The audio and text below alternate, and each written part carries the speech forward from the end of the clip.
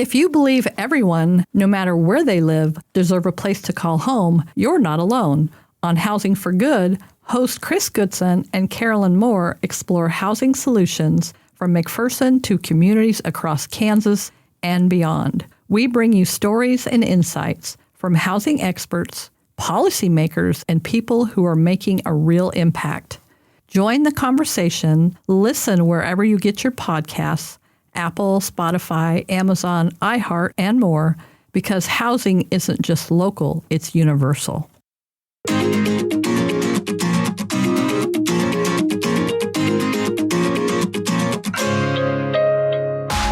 Welcome to Housing for Good, a podcast dedicated to housing topics and issues affecting our communities in McPherson County and beyond.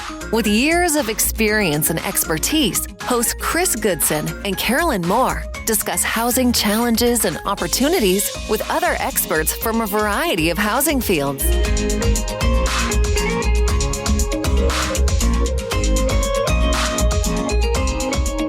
Hi, and welcome to this week's episode of Housing for Good. I'm Karolyn. And I'm Chris. So, Chris, what news do you have for us today? Well, we have our upcoming housing conference. I'm really excited about it. It is September 25th from 8:30 to 3:30-ish. Somewhere in there. Yeah. We're going to have speakers from Go Haze, I don't know. Grow Haze. So we can grow McPherson County, right? You know, we have a lot of good stuff going on here. We want to grow our community. Yeah. So we have them coming. Laura Vanderhoof is going to be talking about, what is she talking about? Set Free. Set Free, yes, which is human trafficking. I forgot. I just now remembered what that was. Yeah. That's terrible. But you know, it's really interesting in our community that people would die if they knew that we had human trafficking going on here. Yeah. It is a big thing, especially with the truck stops that we have now. You know, we're kind of I-70, 135, lots and lots of people coming through. So she's going to come and talk about what that looks like in her work. Yeah. And also she does international stuff. And so I'm excited. That'll be fun. You know, we've had people come and talk about their communities before, but this will be the first one I've been involved with where we're going to have two different communities talk about what they did to improve their housing. Yes, the one situation. So Hutch and Hayes. Hutch and Hayes, yep. So, yeah. And Hutch has got some cool stuff going on. Now they're allowing people to put like granny pods in their backyard where if you want your parent to come home and you don't want them in your house. You know, parents are wonderful, but living with you isn't always the funnest time, is it? Yeah. I mean, not that I mind, but my dad was there for 7 years and it was challenging at times. Yeah. You know, it would have been nice to have a granny pod in the backyard for him. But anyways.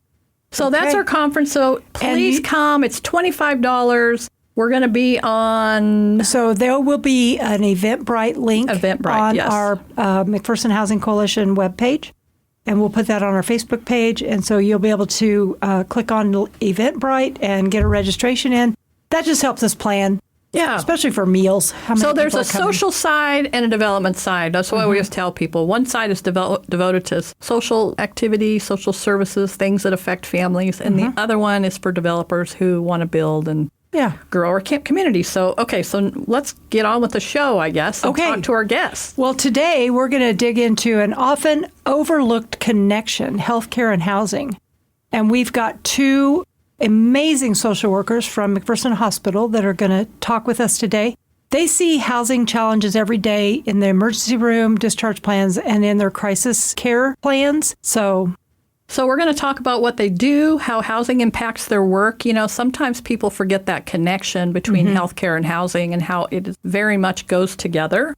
And also, we want to know what they're seeing right now in our community. So we're really excited about that. So let's dive in. Okay. So, ladies, would you introduce yourself? Tell us your name, your role, and what a typical day looks like for you. Sure thing. My name is Sara Dietrich, and I am a nurse care manager. Our days are very similar. We work together and split the task throughout the day. This can vary from day to day, but most generally we start out with getting to know our patients, reading their charts, and identifying their needs. We have an interdisciplinary meeting where various entities of the hospital come together and we set forth the plan for the day. And then from there on out, the day gets busy. We interview our patients, discharge plan, and work with the insurance companies, providing them with the documentation that they require to approve or deny their hospital claim. Okay. And my name is Summer Damel. I'm also an RN case manager. So nursing background, a little bit different when you're looking on the care management side of things, and discharge planning. So yeah, really the same thing like Sara said. And then we also assist our providers in ensuring that care is provided at the right level. So you may hear patients know a little bit about inpatient versus observation. So we kind of help to guide that, and then working with the insurance companies, like Sara said, to receive authorization and then in turn, hopefully payment for the patient's stay. Okay, so you're working with patients at a very, very vulnerable time in their lives. It's my dad was in and out of the hospital for a long time. My mom's been in and out. And so what kind of supports are you giving to not only them, but what about their families? I mean, Is that a whole holistic approach that you take? Absolutely, yeah. We try to help them to form the safest discharge plan. And we want to set them up for success. So our job is to work with them to achieve their goals. And something that we try to remember is that our goals for them might look different than what their goals are. So patients always have the right to make their own decisions or, have a decision maker for them. It's really helpful and important when they do have a good support system, that we work with them and involve them in that care.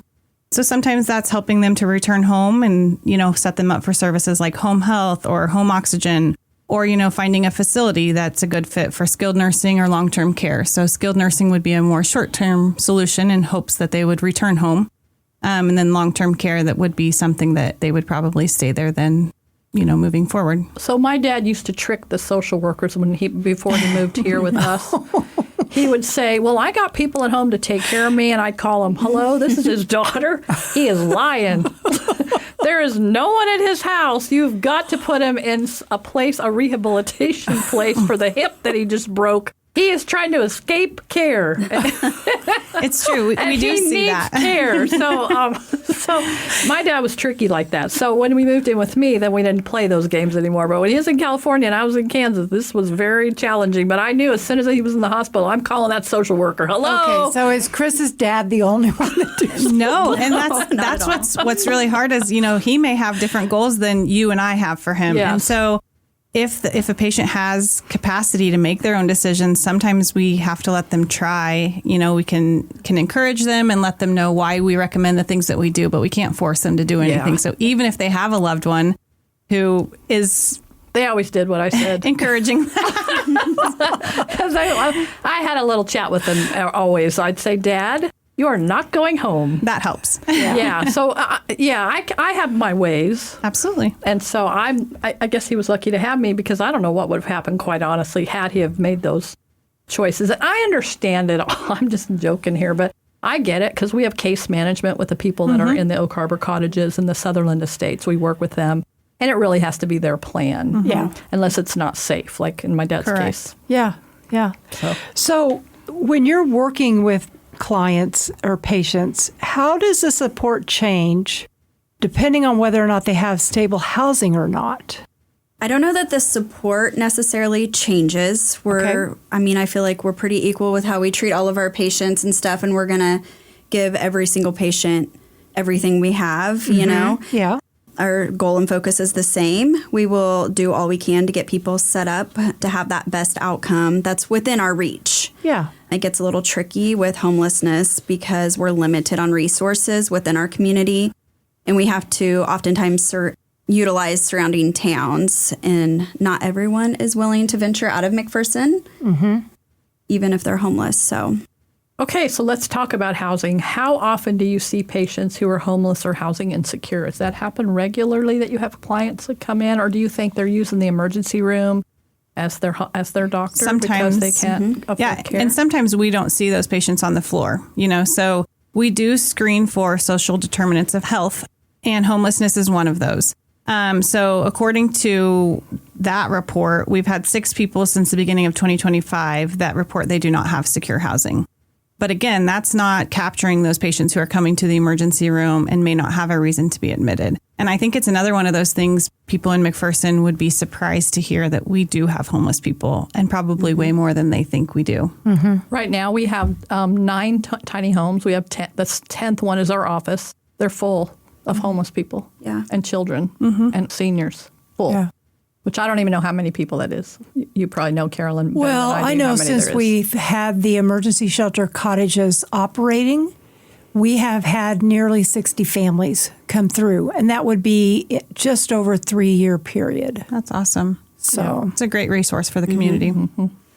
So can you share an example, keep it anonymous, of course, of a time when housing really complicated a patient's treatment or recovery? So I think just the need for maybe like IV antibiotics or wound care, or really just any type of follow-up. If a patient doesn't have housing, we can't set up in-home services that would be appropriate for them. If a patient doesn't have somewhere to go within McPherson, we offer to help them get to like a homeless shelter, either in Salina or Wichita usually. But this definitely complicates follow-up for the patient. If they're not staying in our community or we don't know where they'll be in a few days or a week or so, it's difficult for us to set up that follow-up appointment with the primary care doctor. Do they tell you where they're at? I'm curious. When they're homeless, do they say? Do you even know? I mean, do they say? Sometimes, yeah. I mean, Yeah. I've had some people tell me, that they're living under a bridge or somewhere. There's an area in McPherson where I think some people are living. Yeah, sometimes So, they're yeah. very specific, and other times they may be bouncing around, from friend's house to friend's house, but they still don't have secure housing or, Yeah. it's not long term. Yeah, because even if you're sleeping on somebody's couch, depending on how that relationship is, it can go south really quick. Right, for and sure. and then you're all of a sudden you're out. So We've yeah. seen that a lot too. Or there are, stipulations for them to be there, and then they kind of break their contract of you were expected to not do something or to do something, and then Right. they don't follow through with that. Or it is difficult, quite honestly, to have somebody living with you long Absolutely. term. For sure. Even if you have a great relationship with the person or it's a family member, it can be a little bit much on a family. Very true. For a lot of things. You have just a lot of things going Yeah. on. So that's really, really hard. Did we interrupt you when you were done with your thoughts? No, I was just going to also include that oftentimes homelessness coincides with no insurance, and therefore placement in another facility or a swing bed, it makes that a little bit more difficult. Also, there's lack of transportation for those people as well. There are so there's many a lot of- pieces and parts that you girls have to deal Yeah, with and try to sort through. A lot of Wow. challenges. Yeah. So we often say housing is healthcare. We hear that all the time, that really they go hand in hand, how healthy somebody is. So I think what you're describing really proves that what happens, what you're saying is really proving that when you're trying to provide follow-up care and you can't. Yeah. So what happens when somebody is ready to be discharged but has nowhere to go? Do you have to handle that? Do you help with that process? What does that look like? Yeah, we try to. I feel like we work pretty diligently to come up with an acceptable discharge plan for the patient, whether that's looking into hotel options, maybe through churches of United and Ministries, homeless shelters, encouraging the patients to reach out to a friend that might be able to provide shelter. If there's not an immediate solution offered here in town, such as hotels, with assistance to the local organizations, low-income housing, or an opening at your cottages. The patient doesn't have family or friends here in town, we'll help them get to a homeless shelter. You do help them. Yes, we do what we can. They don't always want to go there, so that's a challenge too. Sometimes they choose. I believe that traditional shelters are scary. Yeah. I really think so, because you're in a big room a lot of times with beds, or Yeah. maybe you have a little space here for yourself, but there's really no privacy and no dignity. And it's not because the people that are doing the work aren't trying to provide that. It's just it's not set up for that. And sometimes there's rules that they don't want to follow there too. Yes.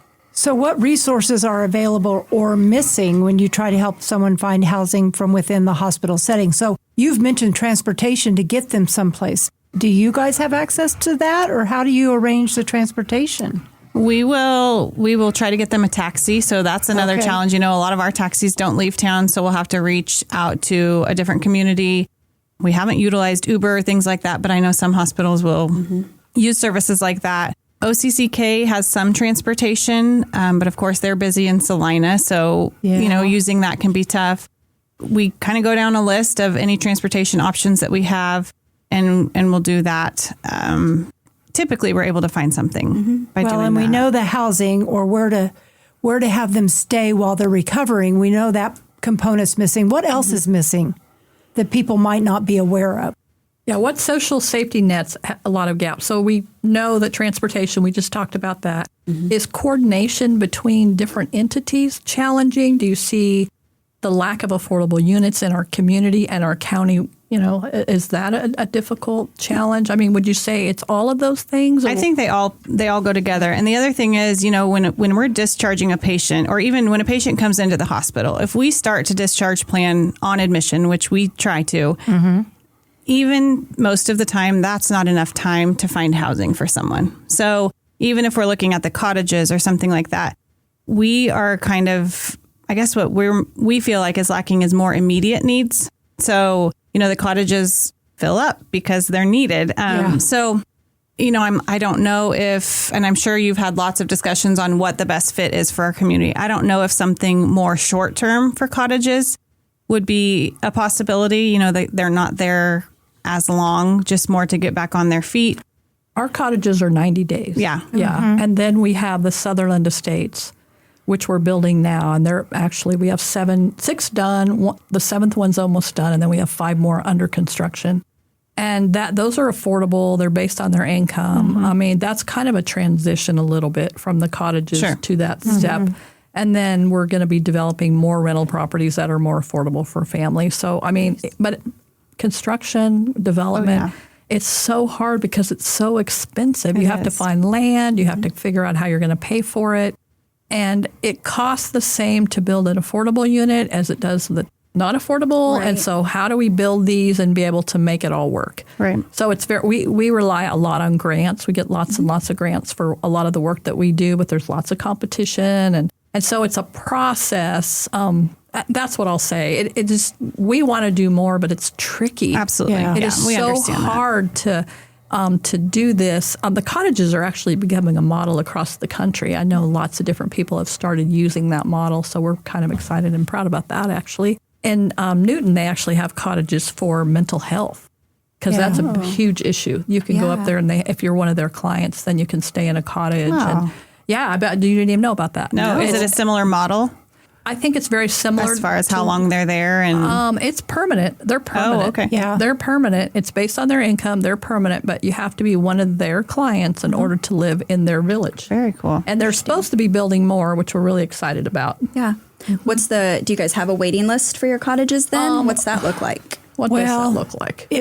Yes and no. When we had a waiting list and then we had some roll over and we were able to get them clean and get people in, I'm back now to where I'm getting a waiting list because they're all full again. Mm-hmm. And so then it's just a matter of, I think probably the closest I have somebody moving out is a month and a half. Mm-hmm. But even a month and a half, when you tell somebody, I don't have anything for you. Mm-hmm. Now, people don't have to stay 90 days. We have a few that leave earlier than that because they're good. But yeah, that 90 days, can feel like forever when you're waiting for someplace to be. And then with our cottages, we do have started working with elderly, but we're very limited. They have to be able to do stairs. There's 2 steps. Mm-hmm. And if you're in a wheelchair, that doesn't work so great. Or if you've got a walker. We've tried a couple different times, and it gets really tricky and really scary for people when they are not mobile like you would like for them to be. So, but I would say this, check with us. Even though we're telling you that we're full and we could have a waiting list, things can change in a 24-hour period. Sure. Honestly, and I know things change. I know I've talked to you gals in the past. There are certain qualifications too. Is it a resident for 6 months before you qualify? Yes. So if you're just passing through town, our program really is not for you. And again, that's where it gets tricky. Like you said, you have to look outside the community to Salina or Wichita, some of the bigger communities. We try to keep our resources. That's how our grants are written, that they're for McPherson County residents. So what do you wish more people in our community, either community members or policymakers, understood about the link between housing and hospital care? That oftentimes the person may delay their hospital care because of the lack of housing. They don't have a primary doctor. Or insurance. So a lot of times they'll come in maybe more critical condition than if they would have been able to just go see their primary doctor in the beginning. And then that can in turn affect what they'll need at discharge and what kind of follow-up that they'll need can be more complex. Yeah. Oh, it would. Yeah, that would be a snowball effect. Oh, this is just heartbreaking. A lot of this stuff is just really hard. But so we've been talking about how housing intersects with health. What partnerships would help you serve your patients better? Are there people that are missing from these conversations that we're having? And what groups like McPherson Housing Coalition do to support your work? We always want to partner. That's why we're a coalition, because we look outside of ourselves. We have 60, I think, partners outside of us that we partner with. We have MOUs and different things of people that we want to partner with, or we can help each other. Yeah. I think meeting together, just like we're doing now, having these conversations, even meeting with different organizations, maybe on a regular basis, would just help us all to know what's available in our community and, what's available now versus what was 2 or 3 months ago might be different. And so just keeping in regular conversation and in touch with one another, I think that would help. I will say, if you go to McPherson Housing Coalition website, you can actually type in something and the resources for that particular item will pop up.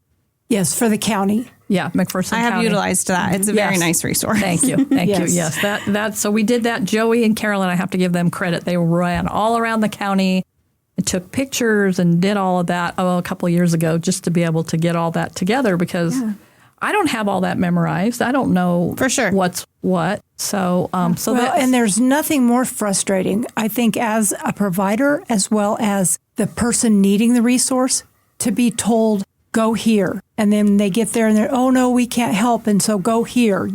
To chase all over for what you're needing is a waste of everybody's time. So that was why we wanted to do that resource page. We definitely, oh, go ahead. That's okay. Sometimes those things they get out of date, Yes. And it's hard for us to just say, okay, here's a resource. So we do try to make phone calls and make sure that things are still in place before we just give somebody somewhere to go and send them on a wild goose chase. Yes, exactly. That's always been a pet peeve of mine. And so we try really hard to connect people instead of having them run around. Because if you spend all your time doing that, how are you supposed to take care of your kids? How are you supposed to have a job? How are you supposed to do those things? If you don't have transportation to get there, just to get to the first place might be the only transportation you have for the next week. And so that in itself could be a challenge. Yeah.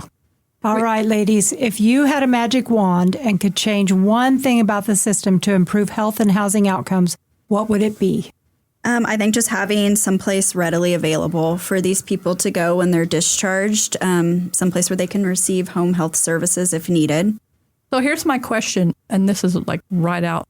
I'm just throwing this out there. How many more units of housing like the cottages do you think we would need? I had this in my notes too. I think if we had cottages, they'll be full too. Yeah. So I don't know what that. How many more do you think we need? 20 more, 10 more? What are you seeing just from what you're seeing? How many more would fill that gap? I would be anxious to see what 10 would do and just see 10 more. Wow. Okay. To see if then you would have some available, like if we had someone show up, because I don't know when I've ever called if something's been available at that time. Right. And this is not an expectation. No, I understand. Yeah. We are being inundated right now with more and more as we become people more know the resources available. Yes. From all over the county. It's not just the city of McPherson. They come from Inman and Mound Ridge and different places. And so we need to know if there's something that we need to fill, we need to know how much that is needed. I don't want to build 20 cottages and you only need 5. Right. What does that look like? And then also looking at if someone ends up here, how do we address that? Do we have a shelter available for someone coming from out of the area? And what is that story? We have a situation where domestic violence specifically, we've had a couple instances where the people don't live here anymore, but they grew up here, their family's here, their support system is here, they're working with a domestic violence counselor, and we're okay with that because that's a McPhersonite who's moved away with an abuser and now they want to come home. But we don't bring people in here from out of the area first of all, because it is interesting to live in McPherson, Kansas if you're not from here. That is very true. You have no resources, you have no family connections, and if anything goes wrong, you have nobody. And so that's a few of the reasons why we do what we do. It's not that we're trying to exclude people or do any of those things, but you have to think about that as what does that look like for that person? Are we really doing them a favor by allowing them to be here, and then what happens? And maybe if there was more of an open shelter like that for people from out of town too, people from in town could use it if the cottages were full, or rather than adding too many more cottages. Right. Maybe it would be something that would be utilized. I know there is a women's shelter here, another women's shelter. I think Omega has that, right? Yeah, Live Free Ministries. Yeah, they do have a women's shelter for anybody. I think anybody can be there, right? Yep. Well, women and women with children. Yeah. And then for men, there is nothing until you get to Hutch or Salina. Yeah. Right. Would be the closest. And it just gets really tricky how to help people have housing. And yet, how do you serve the folks that you have in your own community without other people coming in? Because we all know there are those cities where people go to because they have resources. Lawrence is a great example. Been on conversations with folks there where they feel like they have documented evidence that either police officers or other communities are bringing them to the outskirts of town and saying, just go here and they'll be able to help you. Well, then their resources are used up. And, how do you make that fair for the people that have been in your community? And how do you help those that need the resources, but, Yeah, it is hard to balance all of that to make sure that we're taking care of our own, but yet being open to other things that are going on in the community. But domestic violence is a big one. We really want to make sure that we're supporting those families. Well, and I will say kids. we have tried. We worked with another agency and brought in a single mom with a couple of kiddos. And she was staying in our shelter, needed to get out of the community that she was living in because of domestic violence. Well, then she ended up in the hospital. She had a medical emergency, and now all of a sudden we have 2 little kids at the cottages and nobody to take care of them. So trying to figure that whole situation out, it turned out to be okay, but it was a great learning experience on exactly what we're doing here, because when you bring somebody in that has no connection and they have children especially, that gets really complicated. But yeah, I think we just, like you said, we have to keep having these conversations and figuring out how do we help the people that need it? Where do we put them? So I will say thank you both for joining us today. It's been really fun for us to get to learn about what you do and how Thanks important. for having us. Yeah, and the hospital's part in all of this. Your work is essential and eye-opening. You don't think about that unless you've been in the hospital. We do hope this conversation sparks some action. And if you're out there listening and you're in California, this isn't unique to McPherson, Kansas. These things are happening all over the country. And if you're in Europe, because I know you guys are listening too, you have hospitals, you have a healthcare system, and all these things are going on. So pay attention.